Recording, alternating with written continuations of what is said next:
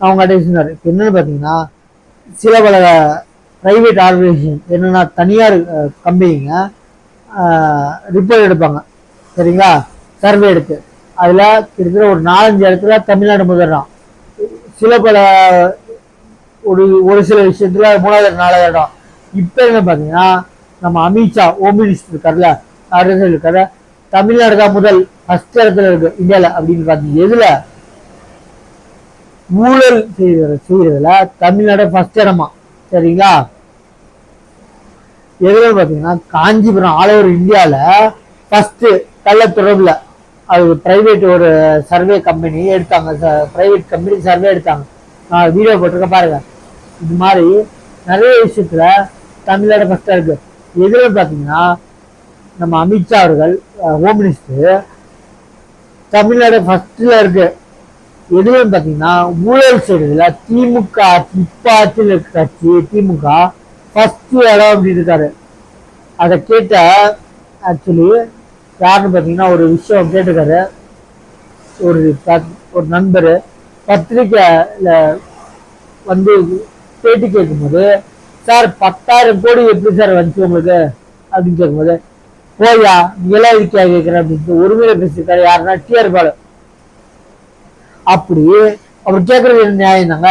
உங்களுக்கு சம்பளம் எவ்வளோ? 10,000 கோடி இன்கம் இருக்கிறது உங்களுக்கு என்ன வேலை எப்படி வந்துச்சுன்னு சொல்லணும்னா, நீ போயா வேலையை பார்த்துன்னு சொல்லி ரொம்ப தலைகுறைவா பேசியிருக்காரு.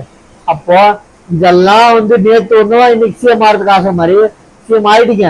அப்போ இவ்வளோ நாள் கட்சியில் இருந்தபோது உங்களுக்கு தெரியாது எப்படி பேசணும்னு சரிங்களா. நம்ம பிஜேபியில் இருக்காருல்ல, அவர் என்ன ஒரு பெரிய ஆளு, அவர் வந்து கோட்டையும் தப்பா பேசினாரு, பத்திரிகை நண்பர்களையும் தப்பா பேசினாரு. அது மாதிரி இப்போ நான் இந்த அதை வந்து சொல்லுங்க, ஏன் விஜய் தமிழ்நாடு வெற்றிக்கலாம் விஜய் அவர்கள் ஏன் வந்து அப்படி அங்கிள் சொன்னது உங்களுக்கு அவர் வாடாப்படம் சொல்ல கெட்ட வார்த்தை சொல்ல உங்களை மாதிரி அவமதிக்கல. அங்கிள் சொல்ல முறை வச்சு கூப்பிடுறதுல என்ன தப்பு? அங்கிள்னா வெறும் மாமா மட்டும்தான் இருக்கா, சித்தப்பா இல்ல பெரியப்பா இல்ல, உங்களுக்கு என்னங்க அங்கிள்னா வெறும் மாமா மட்டும்னா அது உங்க கண்ணோட்டம். இப்ப நான் போட்டோ பாருங்க, ஊழல் செய்வது முதலிடம் தமிழ்நாடு அப்படின்னு இருக்காங்க. இது வந்து எல்லாருக்கும் தெரிஞ்சுதாங்க. எதுவுமே நம்ம சம்பளத்தை வச்சு இவ்வளவு கோடி வந்துடும் அப்படின்னா, நான் வந்தா எதுனா டாஸ்மார்க் கம்மி ஒழிப்பேன், மதுவிலக்கு நீக்க ஒழிப்பேன் அப்படின்னு சொல்லி ரெண்டுமே ஜாஸ்தியா பண்ணியிருக்காங்களே தவிர ஒழிக்க முடியாது. ஏன்னா பாதிக்கு பாதி ஆலைகள் எதுனா கம்பெனி சாராய கம்பெனிங்க டிஸ்டிலரிஸ் முக்கால்வாசி 90% 100% கம்பெனி டிஎம்கேல இருந்தது. அப்படி எப்படி அவங்க வியாபாரத்துக்கு எடுப்பாங்க? அதனால எல்லாம் புரிஞ்சுக்கோங்க, எல்லாம் வாய் சவால் தாங்க, வாயில சும்மா சொல்லுவாங்க. இப்ப சொன்ன ஸ்ரீலங்காவுக்கு ஒரு கட்சியில் இருக்காரு, எலெக்ஷன் வருது நீங்க அடிச்சுடுங்க என்னாலும் சொல்லலாம் அப்படின்னு இருக்காரு.